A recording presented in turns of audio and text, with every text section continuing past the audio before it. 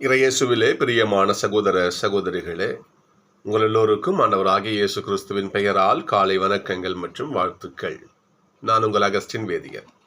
இன்று நவம்பர் மாதம் 19ஆம் தேதி 2025ஆம் ஆண்டு. ஆண்டவரின் மடியில் 5 நிமிடங்கள். சகோதர சகோதரிகளே, வரலாற்றில் ஒரு நிகழ்வை சொல்லுவார்கள். அது படித்த நினைவு, அது உண்மையா பொய்யா நமக்கு தெரியாது. ஒரு படித்த ஞாபகம். வீரபாண்டிய கட்டபொம்மன் வெள்ளையருக்கு பிடிபடாமல் தலைமறைவாக வாழ்ந்தாராம்.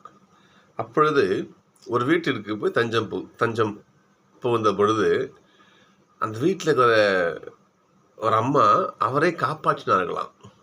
ஒரு பெண் எப்படின்னு சொன்னால், இவர் அந்த வீட்டில் பதுங்கி இருக்கின்ற பொழுது வெள்ளையர்கள் அவங்க துருப்புகள் அவருடைய படை வீரர்களும் தேடுறாங்க. அப்போது இவர் உள்ளே இருக்கிறாரு. உள்ளே போய் சர்ச் பண்ணணும், போய் தேடி பார்க்கணும்னு சொல்லிட்டு அந்த படை வீரர்கள் சொல்லும் பொழுது அந்த அம்மா சொன்னாங்களாம், உள்ளே என்னுடைய மகளுக்கு அம்மா போட்டிருக்குது, நீங்கள் வந்தீங்க, அந்த அம்மா உங்களுக்கும் தொத்திரிக்கும் எனக்கு தெரியாது என்று சொன்னார்களாம். ஐயோ, அம்மா அப்புறம் அம்மை வியாதின்னா பெரிய வியாதி இல்லை அப்போ இல்லை. அவங்க என்ன பண்ணாங்களாம், தலைதறிக்க ஓடினார்கள்னு சொல்லிட்டு வரலாறு சொல்லி இவ்வாறு சொல்லி அந்த கட்டபொம்மனை அந்த அம்மா காப்பாற்றினாங்க என்று சொல்லுவார்கள். சகோதரர்களே, ஆவதும் பெண்ணாலே அழிவதும் பெண்ணாலேன்னு சொல்லுவார்கள். பெண் என்பவள் மிக பெரும் சக்தி. நம்ம என்னதான் அவர்களை நினைச்சாலும் அந்த பெண் சக்திக்கு ஈடானது இது கிடையாது. அந்த ஒரு தாய்மையை, ஒரு பெண்ணை ஒரு வீர மங்கையாக இன்றைய வாசகம் நமக்கு எடுத்து நம் கண்முன்னாடி வைக்குது. மக்கபேயர் நூலில் முன்னே வாசிச்சிருக்கோம். நம்ம அந்தியோக்கு எப்பிப்போன் இஸ்ரேல் மக்களை கசக்கி பிடிக்கிறாங்க. தங்களுடைய விஷயங்களை, தங்களுடைய கோட்பாடுகள், சட்டங்கள் நீங்கள் கடைபிடிக்கணும், எங்கள் தெய்வத்தை நீங்கள் வழிபடணும், நாங்கள் சாப்பிட்ற பஞ்சு இறைச்சியை நீங்கள் சாப்பிட்ணும் என்று இஸ்ரேல் மக்களை நெறிக்கிறாங்க பிடிச்சி. எந்த அளவுக்கு என்றால், ஒரு தாய்க்கு 7 பிள்ளைகள், 7 பிள்ளைகளும் தாய் முன்பாகவே கொலை செய்கிறான் ஒருத்தர். நந்தியோக்கு என்ன பண்ணுறான், தாய் முன்பாகவே கொலை செய்கிறான்.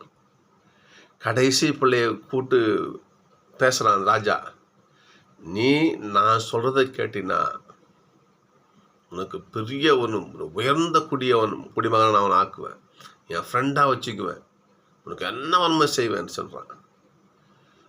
இந்த மகன் அப்படியே நிற்கிறான். எங்கள் தாய் எங்கே இருக்கிறா, இந்த பாரு உன் பிள்ளைக்கு எடுத்து சொல்லு, உன் உசுராவது காப்பாற்றிக்க சொல்லுன்னு என்ன பண்ணுற. தாய்க்கு ராஜா ஆணையிடுறான். இந்த தாய் பிள்ளைகிட்ட சொல்கிறா, இப்பா உனக்கு உசுரை கொடுத்தது யாரு? நான் இல்லை. இந்த உடல் அவயங்கள்லாம் உனக்கு உண்டாக்குனது யாரு? நான் இல்லை. எல்லாம் கடவுள். அவருக்காகவே வாழு, இவனுக்காக வாழாது. எல்லாம் அல்ல, கடவுளுக்காக என்ன பண்ண நீ வாழ என்று சொல்லி தன் மகனை சாவக்கூழிக்கு அனுப்புகிறாள் தாய். யார் செய்வா? வச்சு பாருங்க பார்ப்போம்.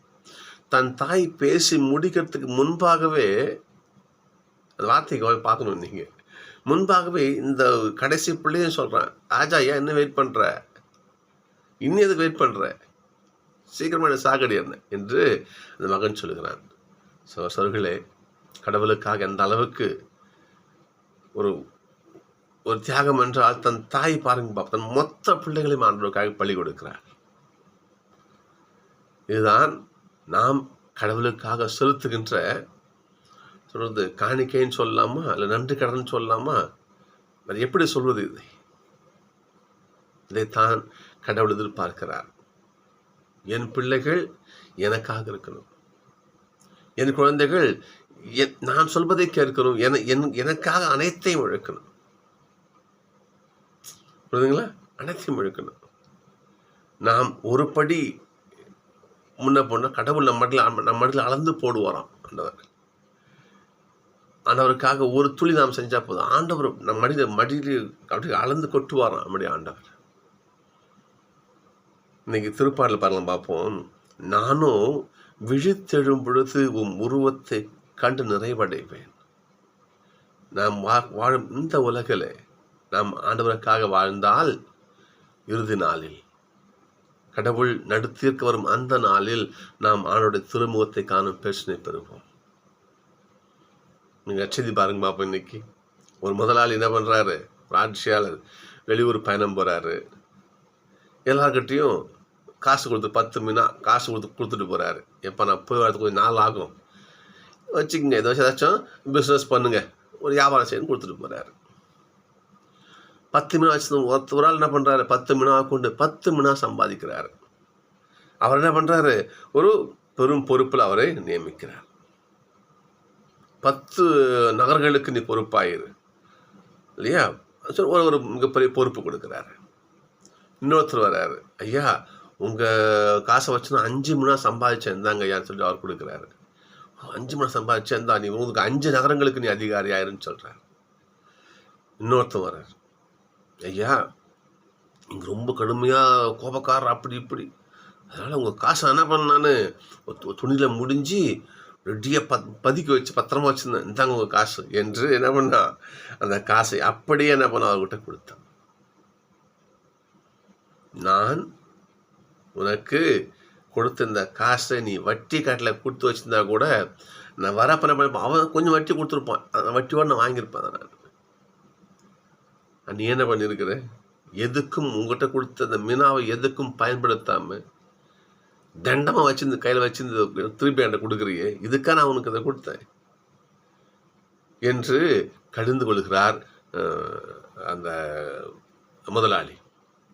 சோசர்களே, கடவுள் நமக்கு கொடுத்த மீனாக்கள் எண்ணிக்கையில் அடங்காது.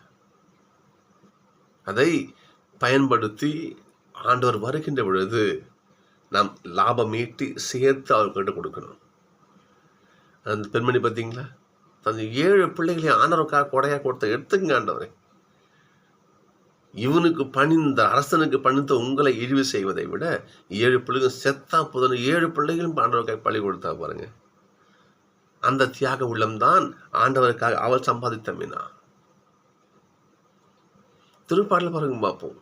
இது இந்த திருப்பாடல் ஒரு ஒரு ஜப திருப்பாடல் சொல்லலாம். அது தாவீது அரசர் தன்னுடைய சொந்த மகன் அப்சலோமால் அவ்வளவு கஷ்டப்பட்டார். அப்பொழுதெல்லாம் ஆண்டவரை நோக்கி கூக்குரல்றது திருப்பாடல் இதெல்லாம். சரிங்களா, நல்லா பாருங்க பார்ப்போம். அப்போ ஜப வாழ்வு என்பது அது ஒரு மீனா. நான் பிறருக்காக ஜபிக்கிறேன், பிறருக்காக செய்கிறேன் இல்லையா, ஆண்டவருக்கு நம்ம அது ஒரு மீனா. இதே போல் கடவுள் நம்மக்கிட்ட கொண்டு வந்து கடவுள் நமக்கு இந்த உலகத்துக்கு நம்ம வாழும்போது நமக்கு கொடுத்த கொடைகள் அளவே கிடையாதுங்க. விஞ்ஞானம் சொல்லுகிறது, நமக்கு இருக்கின்ற மூளையின் சக்தியில் எத்தனையோ பெரிய ஞானிகள் தான், ஐன்ஸ்டீன் விஞ்ஞானிகள் தான் இதை 7-9% வரைக்கும் பயன்படுத்துகிறாங்களாம். எப்படி நமக்கு இருக்கின்ற இந்த மூளையுடைய பவரில் 7-9% அது இருக்க ஐயப்பாடு தான். அது அந்த அளவுக்கு தான் மிகப்பெரிய ஞானிகளே பயன்படுத்துகிறாங்களாம். மீதி அத்தனை சக்தியும் அப்படியே உள்ள மழியும் கிடக்குன்னு விஞ்ஞானம் சொல்லுகிறது. அப்போது ஒரு விஞ்ஞானி பயன்படுத்தி இந்த உலகத்தில் என்னெல்லாம் பண்ணுறான், அவனே என்ன பண்ணுறான், அந்த விஞ்ஞானி என்ன பண்ணுறாங்களாம் 7-9% தான் பயன்படுத்துகிறாங்களாம். மீதி 91% அப்படியே கிடக்கு. அப்போ எந்த அளவுக்கு சக்தியை கடவுளை மட்டும் கொடுத்து நமக்கு அந்த உலகத்தை அமைச்சு வச்சிருக்க யோசிச்சு பாபு. அப்போ அது எப்படி நம்ம பயன்படுத்தலாம். நம்மகிட்ட ஒன்றுமே இல்லைன்னு சொல்லக்கூடாது. பாட்டில் வரும் பாரு, இந்த 10 வருடம் நமக்கு மூலதனம் வரும் பாருங்க, என்ன நம்ம செய்யலாம், அன்னைக்கான காரியங்கள் எவ்வளவு செய்யலாம். அதுதான் நீங்கள் இந்த மீனா ஓமையில் வருது பாருங்க பாப்போம். கடவுளை மட்டும் எவ்வளோ படிச்சிருக்காரு, நாம் அதை அவருக்கு சேர்த்து கொடுக்க வேண்டும். இந்த கரத்தை கொடுத்துருக்கிற, இந்த கரத்தால் நான் எத்தனை பேர் நீ காபந்து பண்ணியிருக்கிறேன், எவ்வளோ உதவி செஞ்சுருக்கிறேன் சொல்றது புரியுதுங்களா. இந்த செவியை கொடுத்துருக்கிறாரு, இவ்வளோ நல்ல செய்திகள் நான் கேட்டிருக்கிறேன் ஆண்டவரே, நான் நல்ல செய்திகள் கேட்டிருக்கிறேன், கெட்ட பேச்சுக்கு நான் அருவறுத்து இருக்கிறேன். வாயை கொடுத்துருக்கிறேன் ஆண்டவர் உங்களை பற்றி 4 பேருக்கு சொல்லியிருக்கேன் ஆண்டவரே, நான் உங்கள் பேர் 4 பேர் உச்சரிக்க நான் காரணமாக இருந்திருக்கிறேன் ஆண்டவரே, நான் இறைவார்த்து பண்ணி செஞ்சுருக்கிறேன் ஆண்டவரே, நல்ல புத்திமதி சொல்லியிருக்கு 4 பேருக்கு. ஒரு ஆள் பேசி நல்ல மனசை மாற்றிருக்கிறார் ஆண்டவர். செய்யலாமே இல்லை. இது அனைத்து மினாக்கள் சகோதரர்களே. சிந்தித்து பார்ப்போம். கடவுள் நம்மிடத்தில் ஒப்படைக்கப்பட்ட இந்த பொக்கிஷங்களை, இந்த மினாக்களை, இந்த செல்வத்தை நம்ம என்ன பண்ணணும்? பல மடங்காக பெருக்கி இறுதி நாளில் ஆண்டவர் வரும் அந்த நாளில் அவர்கிட்ட ஒப்படைத்து வச்சிங்களேன், அவர் நமக்கு தருகின்ற கைகரியம் மிக மிக அதிகம் சகோதரர்களே. எனவே கடவுள் நம்மிடத்தில் ஒப்படைக்கப்பட்ட செல்வத்தை, பொக்கிஷத்தை, அறிவை, அதொன்று காசு பணத்தை சொல்ல நம்முடைய பிறப்பில் நமக்கு என்ன கையில் இருக்குது பாருங்க. சொல்கிறேன் நான் நம்முடைய சிந்தனை, செயல்களை இல்லையா அனைத்தையும் ஆண்டவருப்பால் திருப்பி ஆண்டவருக்காக நம்ம பணி செய்து அந்த செல்வத்தை செலுக்கின்ற பொழுது இதை கண்டு ஆண்டவர் நமக்கு மிக பெரும் அருள் செய்வார். நான் சந்திப்போம்.